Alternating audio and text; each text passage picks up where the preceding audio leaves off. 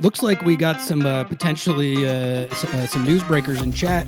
We got Reese saying that Sounder at Heart reports we are in advanced talks to sign Ryan Kent, 28 goals, 31 assists in 5 seasons. Isn't that the guy from Ted Lasso? Nico, can you confirm or deny the accuracy that the Sounders are signing the guy from Ted Lasso? Yeah, man, that's why I haven't slept a drop. I've been working on that all night. Is that your report? That is my report. Yeah. Oh, okay. Hey, Reese is citing Nico's report in our chat. Hell yeah. Thanks, Reese. So he is a free agent, of course, that was playing for Bachi in Turkey. The last he played back in 2024. He had actually signed a 3-year deal with the Turkish team, but he had a fall off with the coaching staff, and ultimately he gets canned by Mourinho, and he kills the contract. There is a press release by Fenerbahce saying that it was a mutual parting ways of this specific player, and he hasn't been able to get a team since then. He is essentially a left winger. He can play the opposite wing. He has played some striker, but he's primarily a left winger. He is a very creative player, good on the ball, likes to get forward, can beat you off the dribble. I'm not selling you here an amazing player, by the way. I mean, he's obviously a free agent, and therefore I'm not here selling you like this amazing guy, but I think that there are some components about him that are very interesting. His best time came with Rangers, where he's even won the Scottish Premiership under escaped me the coach he was with, but he's an interesting player, man. But all in all, I think it's a low risk, high reward type of solution for the Sounders to bring in a depth piece. We talked about Paul Arriola. I think he's essentially going to get placed in the end of season injury list, and therefore Seattle would get some money back, and that's how they're going to be able to pay for the salary. He's 28. He's interesting, but yeah, that's kind of the mix. In a nutshell, the report.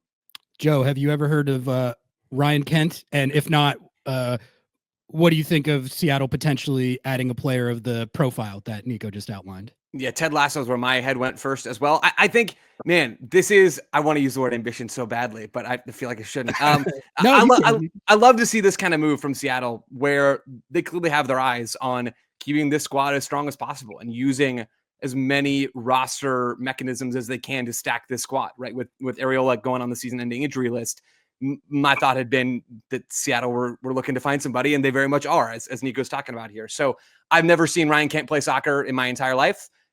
His track record, his resume is not amazing, like you're talking about, Nico. But we've seen dudes with less come in and impact MLS teams before. So he's not going to need to play a huge role if he's not good enough to do so. It isn't impacting games at that level. I love to see more than the specific player. I love to see Seattle going back into the market and getting somebody done before the window closes. Nico, how much smoke would you say there is to the Ryan Kent stuff? Is that like, would you say that that's likely to happen, or is it more of just like a kind of rumor at this point? No, it's likely to happen. That's why I kind of waited on as long as I did, and I spent all night just going over videos and almost 90 minutes of certain games that I could find just to get a better take on who he was as a player. But yeah, man, they've been looking around the league. They've been looking outside of the league. And for what I can tell, the Sounders are clearly trying to add depth without having to give up anything. Obviously, and I'm going to go ahead and say here, they were looking at guys like Julian Gressel. They were looking at guys like Robert Taylor, and therefore those players that are under contract with an MLS team, they're not going to give them up just for free necessarily, and therefore you need to give something up. Seattle at this moment in time don't have a lot of trading chips, aside from a lot of the young guys that maybe won't be as valuable in that sort of move. There was a possibility of maybe doing a cash purchase for specific players, but at the end of the day, this was the low risk, high reward type of situation that the team was kind of looking for. He's a free agent. He has a lot of potential. He's experienced. He has a certain trajectory. He's a former Liverpool academy guy. He at He's some Brad point. Smith. This is Brad Smith 2.0. Like it's a typical Sounder profile player. As soon as it hit my radar, I was like, man, that has Sean Henderson written all over it. He's a brilliant guy that's always keeping tabs on guys that have this sort of profile, and plus knowing that he had certain issues with his contract and is looking for a team. He's gonna be looking for that second chance. I've been someone that at times hasn't believed in this sort of players, and they always come to play for Seattle. I mean, like Gustav Svensson was a guy that when he first came in, I was like, oh, I don't really know. He's a little bit older, and is the profile really there? And then, he came and worked, right? This is the typical Sounder signing where they're giving a guy a second chance. He's got a lot of potential. And again, this fits the team well because they have all of the ability to manage it any way they want it. The way I put it on the story was that it was potentially going to be a through December contract with an option for next year. Any other player that they would have gotten through MLS, they would have to honor that contract, right? So if you were going to pick up a guy that had a 2-year contract, maybe this year with a lower salary, but next year you'll be on the hook for 1.6 or 900,000. So this specific move gives Seattle all of the ability to just manage it any way they want. Can this guy play wingback, or is he going to be more of a pure winger? I think he's a pure winger. I went back and looked at it, and again, very limited to what I've been able to watch between highlights and YouTube and certain games. Like I said, I spend all night kind of looking at him. He looks more like a full-on winger than anything else.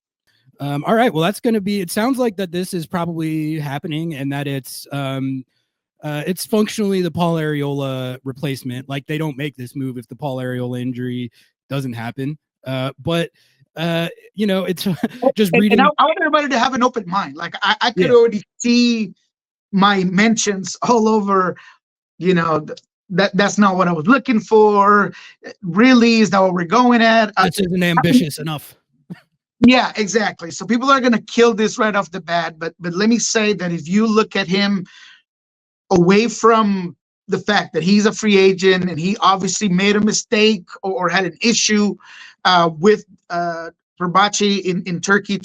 The Turkish league is a very odd league, and many players at times have issues with their contracts and their salaries. This was specifically, apparently, what I've been able to read was that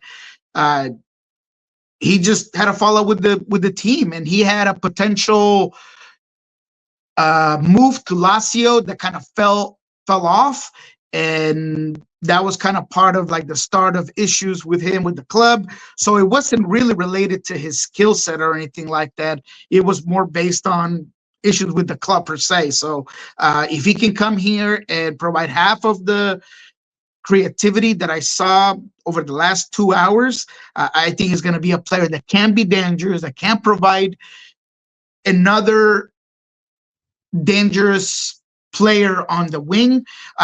And look, anytime you get an experienced guy that has had as much of a track record as he has, it's always valuable, man. So keep an open mind. And remember, this is a very safe, low-risk sort of investment. So take it for what it is. It's a debt piece.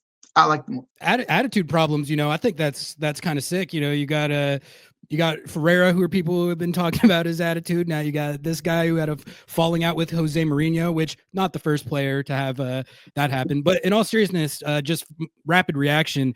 My initial take on this is I like the premise because I've had a take for years that is a kind of unpopular take that the Brad Smith trade was the start of some of this team's downfall on offense, which I say it somewhat facetiously, but they really haven't. There hasn't been like high enough level creativity from out wide. You could argue really since the Jovan Jones, Brad Smith days, there hasn't been like enough of a presence like this. De La Vega was supposed to be the one providing it. That obviously hasn't panned out. Paul Areola was supposed to be someone who would help with that. And obviously he got injured, which is what led to this signing. But this guy essentially strikes me as Brad Smith, which I've been saying that they should. I was advocating for literally Brad Smith. But this is basically the same thing. So I like the comparison, and he's a guy that has a quality services into the box, just like Brad did. You could tell the quality of the foot. I mean, immediately as soon as you saw Brad Smith on the training field, you knew that he just had a different type of pedigree. I expect something similar from Ryan Kent. So great their comparison. I really do think that he's going to provide a lot of those Brad type situations when it comes to his services.